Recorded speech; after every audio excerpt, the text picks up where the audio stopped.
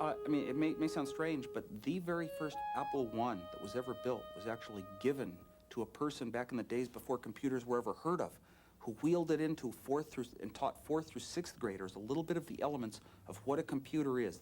The virtue of the computer in the classroom is that it requires a user, not a watcher. What we do in science is we build models. We do most of our testing with models. We do most of our thinking with models.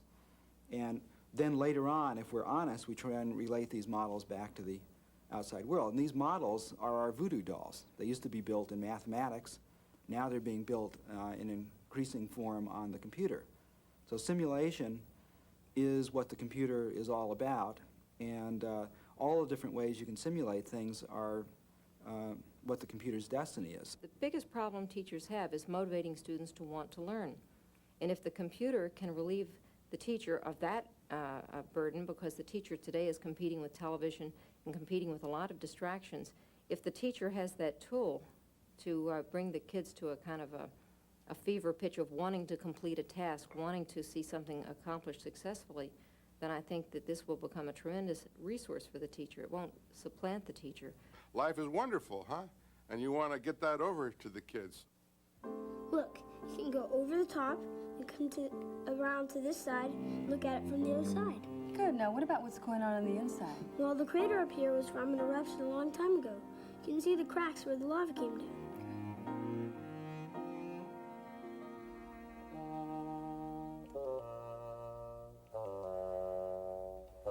Here's the top of the volcano.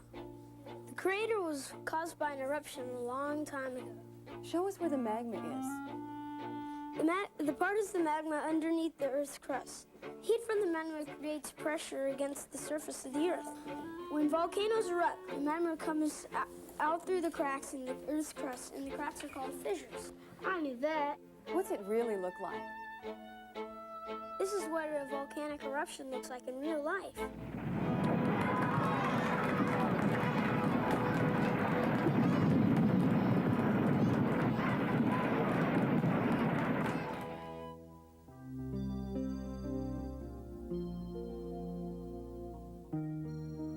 So being able to speak and get natural responses, the metaphor of kind of a human personality in the computer, certainly I think that's one of the big directions that computers will go.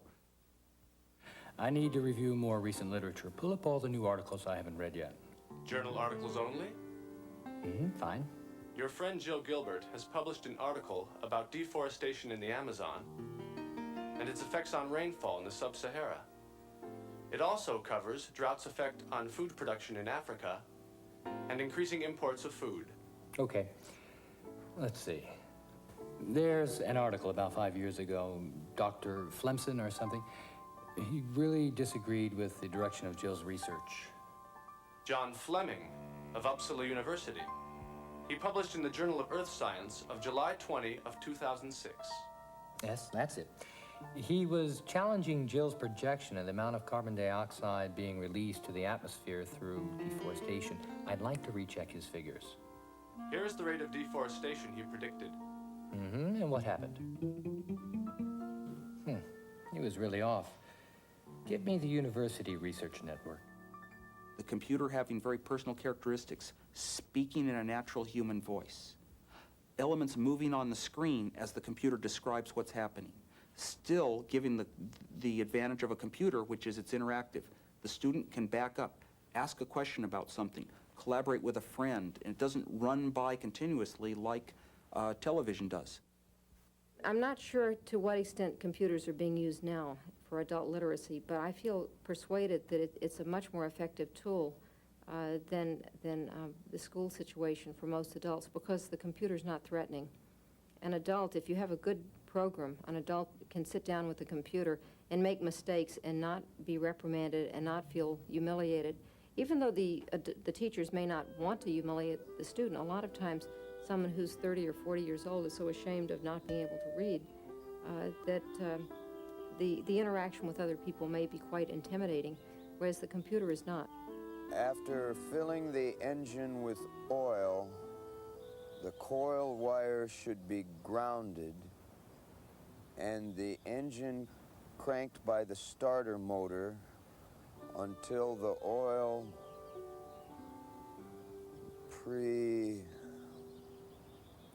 What's this word? Pressure. Oh, pressure. Until the oil pressure gauge reads 10 pounds. Would you like to go on to lesson 6? No, I want to read this.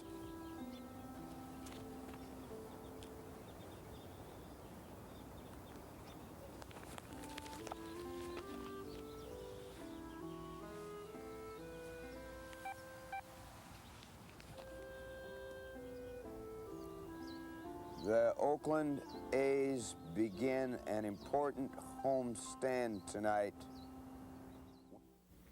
Well, of course, I would expect it to be able to accept speech. Keyboarding is a truly primitive way of getting information into the machine. So to begin with, I would want it to do that. Almost as important to me, and I think vitally important to the world, is I want it to do automatic translation. Even if that translation is not 100% perfect, there's no such thing. I want to be able to read books in Swedish and Japanese and Hungarian and Arabic and Hebrew and Greek and Chinese, and I can't.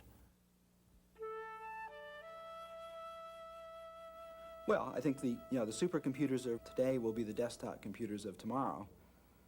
And there are two kinds of things that you can do with more computing power. You can do more of what you want to do now faster, and you can occasionally do some things that you would be unthinkable to do now. This is some pretty convincing stuff. I'll need all the ammo I can get from my meeting with Professor Thorndike and his committee of invertebrates. Look, see how the engine creates a lot of turbulence, especially at high speeds? So? Well, this causes a lot of noise and also creates a certain amount of drag. Much like? Thorndike. The oscillation starts inside the nozzle, and the turbulence really increases outside. Have you tried flaring the exhaust nozzle? Sure, I've tested a lot of possible angles. I noticed that the oscillation is a lot lower when you have something like this, about 14 degrees. We should test this. Can you talk to Gavin about a prototype of the nozzle? Sure. And can you add these changes to the specs? Sure. Can you meet with Thorndike? Get out. The implication of this much computing power at a very affordable cost is partly one of those because of the fact it's so radically different than anything we could have ever expected, where the very hugest supercomputers of my lifetime, early in my lifetime, are now equaled by inexpensive personal computers that you can buy everywhere and everyone can own. It's like you can't even say where is this going to go. So the ideas about hypermedia and what their possibilities can be have been around for a long time. And they have always been to be able to cut your own trails through information of your own, other people's information, weave in your stuff with other people. The trails now constitute a new kind of a book. Select the nozzle. Modify. Let's see noise test 3 again. Okay, change the nozzle dimensions to the ones in noise test 3. Great.